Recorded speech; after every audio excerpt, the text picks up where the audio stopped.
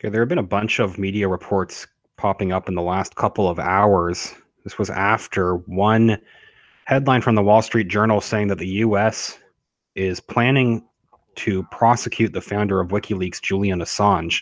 So they've posted this about 3 hours ago, Wall Street Journal. The rest of the media is talking about this now, saying that the U.S. is optimistic that it will prosecute Assange.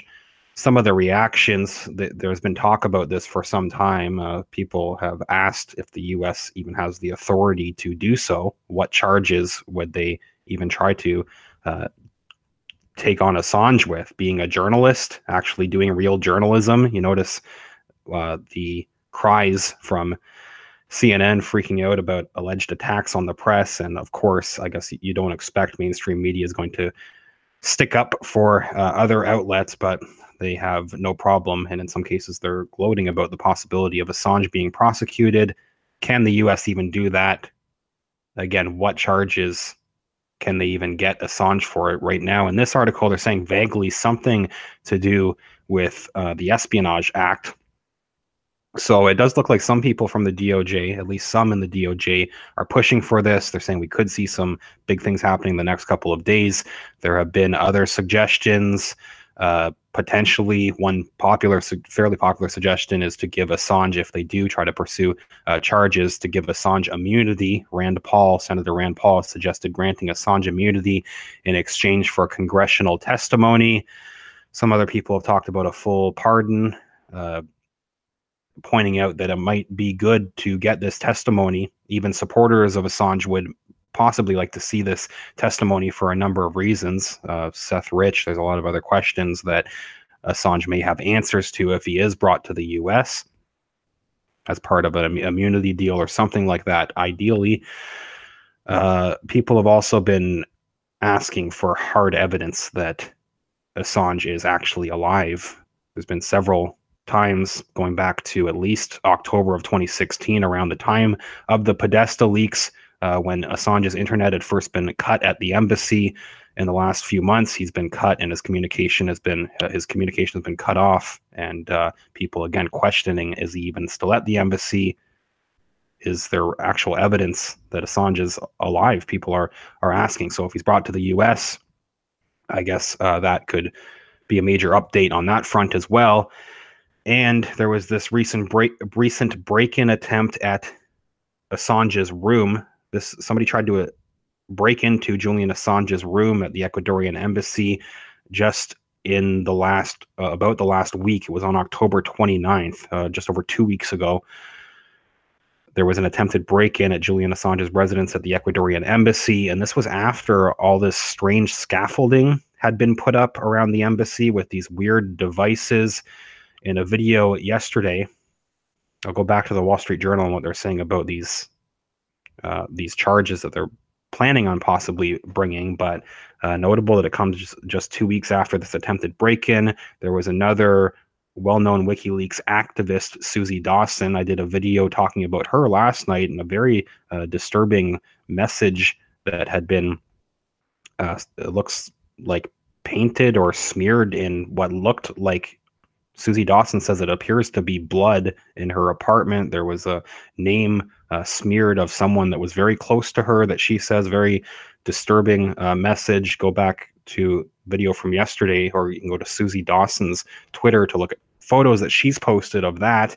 And notable, Susie Dawson, an activist for WikiLeaks, and she was the one talking with Assange's lawyers that had told the media about this break-in 2 weeks ago. So just over a week after that, it looks like Dawson may have been targeted for talking about the Assange break-in, potentially. They mentioned Dawson here too.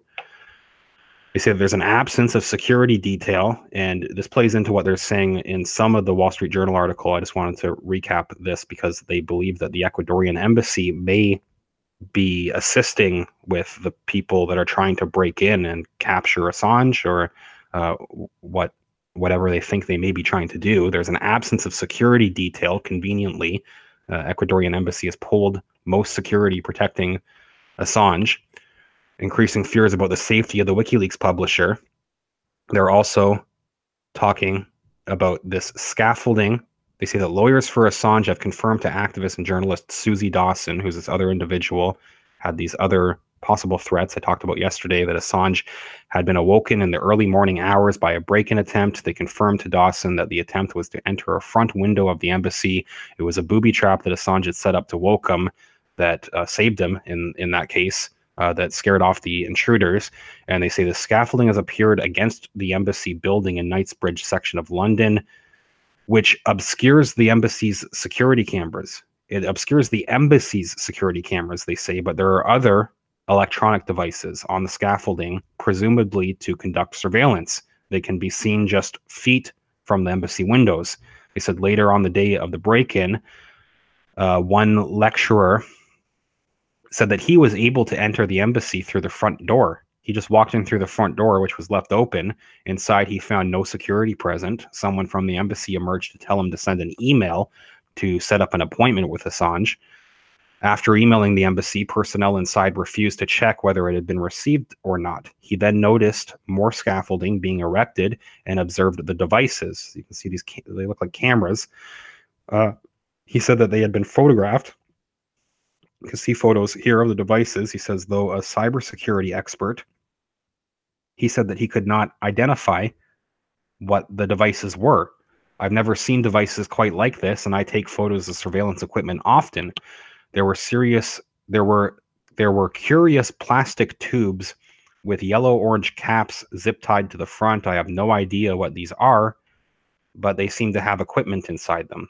And he says, oddly, that the devices are pointed towards the embassy, where all the blinds were open, and not the street. You would think surveillance devices, they'd be pointing towards outside the street, people entering the embassy.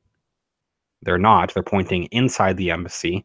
Surveillance devices in the photos reveal no manufacturer branding, serial numbers, or visible device information. Combination of the obscuring of the street-facing surveillance cameras and the installation of surveillance equipment pointed into instead of away from the embassy is alarming. And this would have had to have been done with permission of the Ecuadorian government as well. The people running the embassy, they would have to know about this also. So they point out this Wall Street Journal article just posted in the last couple of hours saying that the DOJ, saying that they are planning, they're getting ready to prosecute Assange, and they talk about the rift with the Ecuadorian embassy as well. So that's just more evidence of that. Wall Street Journal saying that the Justice Department is preparing to prosecute WikiLeaks founder Julian Assange and is increasingly optimistic it will be able to get him into a U.S. courtroom, according to people in Washington familiar with the matter. Over the past year, U.S. prosecutors have discussed several types of charges that could potentially bring against Mr. Assange. The people said Mr. Assange has lived in the Ecuadorian embassy in London since receiving political asylum from the South American country in 2012. People familiar with the case wouldn't describe whether discussions were underway with the UK or Ecuador about Mr. Assange, but they said they were encouraged by recent developments. Ecuador's relationship with Mr. Assange has deteriorated sharply. They also point out since last year's election of a new president who had described him as a stone in our shoe and said his continued presence at the embassy is unsustainable. An indictment from special counsel Robert Mueller that portrayed, obviously, Mueller's trying to paint WikiLeaks as a tool of Russian intelligence for releasing thousands of hacked Democratic emails. It's the narrative that Mueller and the DNC have been trying to push, blaming them for their 2016 presidential loss. They say that this has made it more difficult for Mr. Assange to mount a defense as a journalist. Public opinion of Mr. Assange in the U.S. has dropped since the campaign. I mean, there's been a media campaign against Assange. So this coming from the Wall Street Journal, again, you have to take that into account of why they're describing it that way. Well, they say that prosecutors have considered publicly indicting Mr. Assange to try to trigger his removal from the embassy. people said because a detailed explanation of the evidence against Mr. Assange could give Ecuadorian authorities a reason to turn him over. The exact charges, so they do point out that what are the exact charges that they could even bring? What has Julian Assange done? I mean, they tried to argue that he doesn't deserve the protections of a journalist. That seems pretty unfair, but they are vaguely they're saying that they don't even, it doesn't sound like they have specific charges or they're not willing to say, but they say the exact charges the Justice Department might pursue remain unclear, but they may involve the Espionage Act, which criminalizes the disclosure of national defense-related information. In an interview last week, the head of the Justice Department's National Security Division had declined to comment on the possibility of prosecuting Mr. Assange, saying, "On that, I'll just say we'll see." Ecuador has been looking to improve relations with the U.S., hosting Vice President Pence in 2018 amid interest in increasing trade. Ecuador's Foreign Relations Ministry declined to comment. Earlier this month, their Foreign Relations Minister had told a radio station the government hadn't received an extradition request for Mr. Assange. Mr. Assange has clashed with his Ecuadorian hosts in recent months over internet access, visitors, and other issues as well. Last month, he sued Ecuador over conditions of his confinement at a hearing last month at a judge, which had rejected Mr. Assange's claims. Mr. Assange said he expected to be forced out of the embassy soon. Another lawyer for Assange said that he hadn't heard a prosecution was in the works. "We have heard nothing from authorities suggesting that a criminal case against Mr. Assange is imminent. Prosecuting someone for publishing truthful information would set a terrible and dangerous precedent." Say the U.S. hasn't publicly commented on whether it has made or plans to make any extradition request. Any request from the U.S. would likely go to British authorities who have an outstanding arrest warrant for Mr. Assange. Any extradition or prosecution would involve multiple sensitive negotiations within the U.S. government with other countries, the UK and Ecuador at the very least. Mr. Moreno, vice president, when the country of Ecuador, when the country granted Mr. Assange asylum, wants to avoid angering WikiLeaks supporters and has repeatedly said he would not hand him over to a country with the death penalty. Ecuador granted Mr. Assange citizenship last December, thinking he could then leave the embassy if he were to receive diplomatic status, but the British government said it wouldn't protect him from arrest if he stepped outside the building. DOJ has investigated Mr. Assange for years. Under the Obama administration, then Attorney General drew a distinction between WikiLeaks and news organizations, saying that WikiLeaks did not deserve the same First Amendment protections. Yet, the U.S. still saying that they have the authority to charge him. So, I'm not sure how they can argue both. He doesn't have the protections. He does not have the rights they're arguing, but he has the responsibility of. I mean, he's not operating in the U.S. One part of this as well, right? So. I don't know. I don't know what the reasoning is behind that. There are definitely people from the DOJ that I think have it out for Assange. He has some supporters, at least in the government. Trump has publicly given some mixed statements, I guess, so over Assange. He said he loves WikiLeaks at one point, but you do have this very aggressive language coming from the DOJ still after the election. So people are asking, is that what is that? What is the reasoning behind the public message or the conflict there?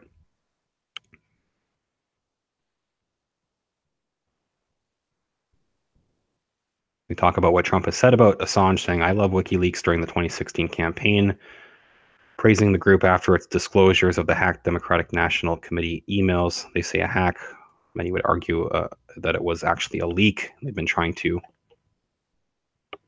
pretend that it was a hack. There's also been other people. Roger Stone told an associate earlier this year that he was working to get Mr. Assange a blanket pardon from Mr. Trump, according to text messages reviewed by the Wall Street Journal. He wrote editorials and publicly advocated for such a pardon, though he told the Journal that he had never discussed his efforts with the president. Secretary of State Mike Pompeo, however, said last year when he was CIA director that WikiLeaks is akin to, he described them as a foreign hostile intelligence service and an adversary of the U.S. Then Attorney General Jeff Sessions said Mr. Assange's arrest was a priority. Sessions has since resigned. Jeff Sessions obviously has resigned since then. But again, just playing into I guess there's been some mixed messages from the admin. They also say that the Trump Justice Department has considered several potential cases against Mr. Assange, including prosecuting him in connection, tying back to Chelsea Manning possibly, or more recent things involving the DNC. Prosecutors have also considered tying Mr. Assange to foreign intelligence services. People familiar with the discussions said. The language is saying that they're trying to tie Mr. Assange to. It sounds like, again, it's just them building a narrative that they've been pushing. It's not necessarily grounded in anything. Mr. Mueller obtained an indictment earlier this year against a dozen Russian officers accused of hacking into Democrats' computer networks and staging the release of documents, including through WikiLeaks, during the 2016 campaign. After a series of criminal cases against Russian and other foreign intelligence officers, U.S. officials have grown more comfortable with disclosing the sensitive material required for prosecutions. People familiar with the matter said prosecutors would need to rely on such evidence if they wanted to portray Mr. Assange as an agent of a foreign government. In October, judge threw out the lawsuit Mr. Assange had filed against Ecuador to prevent the government from implementing stricter rules for a stay. They say Ecuador issued a written document saying that while at the embassy, Mr. Assange is prohibited from political activities that could affect Ecuador's relations with other nations. Visitors would need to provide the embassy with information about cell phones and social media activities, the government has said.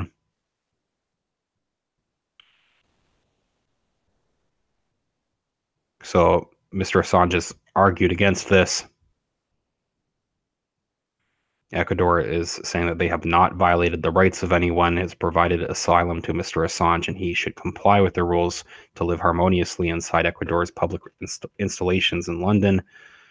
Assange's attorney has said that they would appeal this recent ruling between him and the Ecuadorian government. Ecuador issued its rules 7 months after Foreign Relations Ministry had cut Mr. Assange's internet connection at the embassy in response to his criticism of Britain on social media for expelling Russian diplomats for the poisoning of a former Russian spy. So that was, again, the second time in the last couple of years that Mr. Assange's internet connection has been cut off at the Ecuadorian embassy. There was one time right around the actual leak of the Podesta documents and some of these Clinton emails.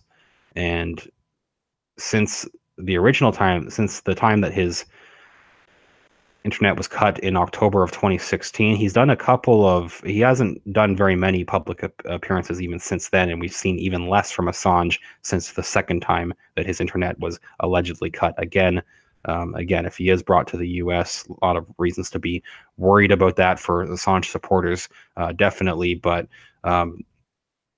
that additional testimony, there's a lot of information that people would still like to maybe see him give out in a U.S. courtroom, and if that can be tied in with some sort of immunity deal, as well as providing proof of life that some people have still been looking for.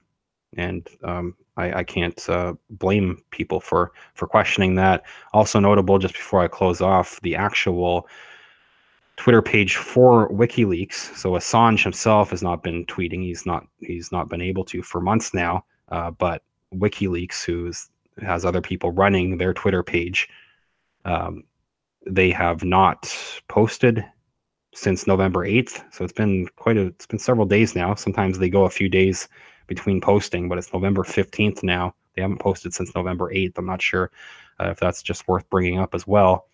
Let me know what you think about what the media is saying. Again, I just thought that I would spend a few minutes talking about it because Wall Street Journal, last 3 or 4 hours, they posted this article. Seems like almost everyone in the media right now are talking about these rumors. They're saying it sounds like something may happen with Assange soon. They're saying the DOJ is planning to they are preparing right now to prosecute Julian Assange. That's what the media is saying. What do you think may actually be happening?